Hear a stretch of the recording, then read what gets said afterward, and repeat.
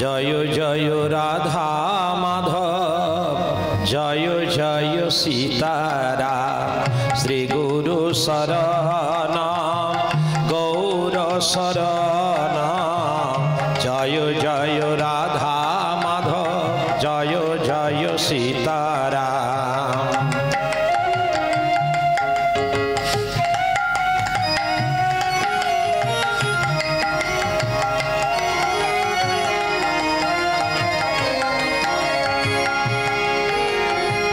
জয় প্রভু শ্যামানন্দ জয় রসিকানন্দ জয় প্রভু শ্যামানন্দ জয় রসিকানন্দ শ্রী গোপী বল্লভপুর শ্রী রাধা গোবিন্দ জয় প্রভু শ্যামানন্দ জয় রসিকানন্দ শ্রী গোপী বল্লভপুর শ্রী রাধা গোবিন্দ শ্রী গুরু শরণ গৌর শরণ জয় জয় রাধা মাধব জয় জয় সীতারাম।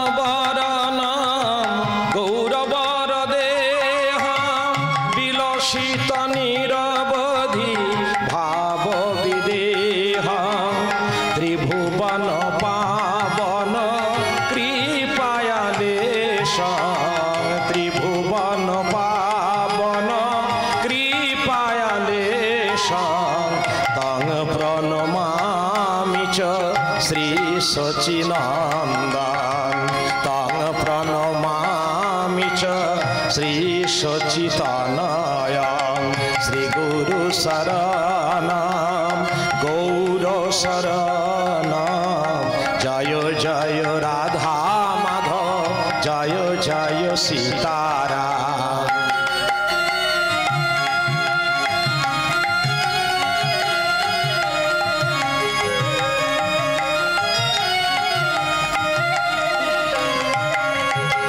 শরদিন্দু নিন্দি সুকোমল বদন অতি সুন্দর শরীর বিদ্যুৎ বরণ শরদিন্দু নিন্দি সুকোমল বদন অতি সুন্দর শরীর বিদ্যুৎ বরণ অতি গতিমন্থর গজপতি নিন্দন অতি গতিমন্থর গজপতি নিন্দন তং প্রণমামি চ শ্রী শ্যামানন্দ তং প্রণমামি চ শ্রী শ্যামানন্দ শ্রী গুরু শরণ গৌর শরণ জয় জয় রাধা মাধব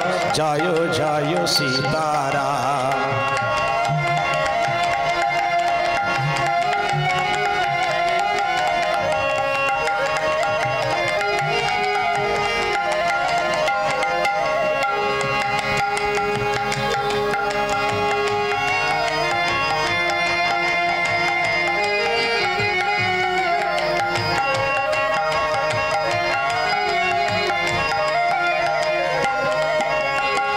रोहिणी नगर भूप अच्युत तनय कृष्ण भजनहीन जन प्रतिषदय रोहिणी नगर भूप अच्युत तनय कृष्ण भजनहीन जन प्रतिषदय श्री गोपी बल्लभपुरे प्रकटित गोविंद श्री गोपी बल्लभपुरे प्रकटित गोविंद तং प्रणमामि च श्री रसिकानंद तং प्रणमामि च श्री रसिकानंद तং प्रणमामि ভজামি চ শ্রী রসিকানন্দং শ্রী গুরু শরণম গৌর শরণম জয় জয় রাধা মাধব জয় জয় সীতারাম শ্রী গুরু শরণম গৌর শরণম জয় জয় রাধা মাধব জয় জয় সীতারাম। শ্রী গুরু নিতাই গৌর প্রেমানন্দে হরি হরি বল হরি বল। তাহলে আমরা কোথায় এসেছি গো? এটাই সেই গুপ্ত বৃন্দাবন, ঠাকুর বাড়ি শ্রীপাঠ গোপী বল্লভপুর রাধা গোবিন্দ মন্দিরের প্রাঙ্গণে, অর্থাৎ রাধা গোবিন্দের চরণ তলে আমরা আশ্রয় পেয়েছি। আমাদের জীবনকে, আমাদের জন্মকে সার্থক করে গড়ে তোলার লক্ষ্যে। হ্যাঁ, মহন্ত মহারাজের উদ্যোগে এই যে অনুষ্ঠান চলছে, এটা শুধু তার নিজের আত্মার বা নিজের কল্যাণের জন্য নয়, সার্বিক কল্যাণের জন্য এই উৎসব চলেছে, সার্বিক কল্যাণে। হ্যাঁ, সকলের ভক্তির জগৎ, আর ভক্তির জগৎ মানে ভক্তির ভগবান, ভগবানকে পাওয়া। ভক্তির জগতে থাকা মানে ভগবানকে পাওয়া। গানের জগতে থাকা মানে একজন গায়ক বা গায়িকা হওয়া। বাজনার জগতে থাকা মানে একজন বাদক হওয়া, দক্ষ বাদক। কৃষিকাজের মধ্যে থাকা মানে ভালো একজন কৃষক হওয়া। হ্যাঁ, তেমনি ভক্তির রাজ্যে থাকা মানে ভালো একজন ভক্ত হওয়া। তাই মহন্ত মহারাজ এই ভক্তির জগৎকে সুদৃঢ় করার লক্ষ্যে এত পরিশ্রম করে, অক্লান্ত পরিশ্রম করে, দিন রাত খেটে এত সুন্দর একটা প্রতিষ্ঠান গড়ে তুলেছেন। আপনাদের ভক্তির জগৎটা যাতে সুন্দর হয়, তাই সমস্ত গ্রামবাসী বাসিনীগণ আপনারা আসুন, এবং আশপাশের যে সকল ভক্তগণ ধামে এসে কেউ ঘুমাবেন না, কেউ নিদ্রা যাবেন না। ওটাই আপনাদের জীবনে কাল নিদ্রা ডেকে আনবে, ওটাই হয়তো আপনাদের জীবনে শেষ নিদ্রা হয়ে দাঁড়াবে। জীবনে কোনোদিন ঘরে ঘুমাতে পারবেন না, ছটফট ছটফট করতে করতে চলে যেতে হবে ইহলোক ছেড়ে। এটা কারো যেন না হয়, কারো খারাপ চাইছি না, কিন্তু দুর্ভাগ্য কেউ এসে ধামে ঘুমাবেন না। ভাগবতীয় কথা শুনতে শুনতে ঘুমিয়ে পড়লে, অন্যমনস্ক হলে কলিরাজ তাকে গ্রাস করে। কলিরাজ বলেছে যে যেখানে যেখানে তোমার নাম কীর্তন হবে আমি সেখানে ভক্তদের অন্যমনস্ক করে দেব, নিদ্রার বশে ফেলে দেব। তাহলে কলির সঙ্গে আমাদের লড়াইটা করতে হবে। ঘুম এসে যাচ্ছে, আবার ধড়ফড় করে উঠে পড়তে হবে, একটু ঘোরাঘুরি করতে হবে, ঘুম কেটে যাবে। হ্যাঁ, আমরা কি করি? যখন ঘুমিয়ে পড়ছে, ঝিমে গেছে, একটা দুড়ুম দুড়ুম গান শুরু করে দিলাম, ধুমধাম করে মেরে দিলাম, কানে দুমদাম বাজলো, ঘুমটা ভেঙে গেল। এটা আমাদের কাজ, ঠিক আছে? তাই লড়াইটা করে যেতে হবে। কালকে গিয়েছিলাম, লক্ষণ কেমন নিদ্রার সঙ্গে লড়াই করেছিল। হ্যাঁ, খাওয়ার সঙ্গে লড়াই করেছিল, নারী মুখ দর্শন করবে না প্রতিজ্ঞা করেছিল, তাই সে সফলতা পেয়েছিল। কি না, সারা পৃথিবীর মধ্যে সর্বশ্রেষ্ঠ বীর বলে পরিগণিত হয়েছিলেন ঠাকুর লক্ষণ, যেটা নাকি রামচন্দ্র দেখাতে পারেনি। হ্যাঁ, বলেছে না ভগবানের থেকে ভক্ত বড়। তাই যিনি কর্ম করবেন তিনি বড়, কর্তাকে বড় বলে বলছে না, প্রভুকে বড় বলে বলছে না, দাসকেই বড় বলে বলা হচ্ছে। তাই আপনারা, এখন আমরা সকলেই দাস, দাস এসেছি, তাহলে দাসকে কর্ম করতে হবে। ভগবান বলছেন করে পাওয়ার নাম কৃপা। আমি করে রেখেছি, আমি ভাঁড় তুলে রেখেছি, কৃপার ভাণ্ড আছে। যেতে গেলে কিছুটা কাঁটা পথ, কিছুটা জলপথ, কিছুটা স্থলপথ, আবার কিছুটা পাহাড় অঞ্চল পড়বে। এইভাবে দুর্গম সুগম নানা রকম পথ অতিক্রম করতে করতে কৃপার জায়গায় পৌঁছে যাব। কেউ যদি দুর্বল হয়ে পড়ে, কৃপা আর পেলেন না, তাহলে কৃপা পেতে গেলে অনেক কষ্ট, অনেক কষ্ট করতে হবে। শুধু নাম নিয়ে নিলাম, হরি হরি করলাম, কৃপা পেলাম না, না, জনগণের সেবা করতে হবে। নিজের উপার্জিত অর্থ মানুষের মধ্যে বিলিয়ে দিতে হবে। মানুষ যদি বিপদে পড়ে, বিপদের পাশে গিয়ে দাঁড়াতে হবে। অনেক কাজ আছে। শুধু হরি হরি করলে হবে না, অনেক কাজ আছে, আপনাকে অনেক কর্ম করতে হবে, তারই নাম সুকর্ম। সেই সুকর্মই হচ্ছে আমাদের ভালো জায়গায় নিয়ে যাবে।